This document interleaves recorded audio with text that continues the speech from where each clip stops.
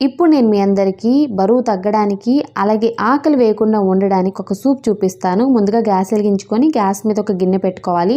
అందులో బటర్ కానీ నెయ్యి కానీ యాడ్ చేసుకొని అది కరిగిన తర్వాత కట్ చేసి పెట్టుకున్న గార్లిక్ 1 స్పూన్ యాడ్ చేసుకొని గార్లిక్ ఫ్రై అయిన తర్వాత 250 ml వాటర్ యాడ్ చేసుకోవాలి.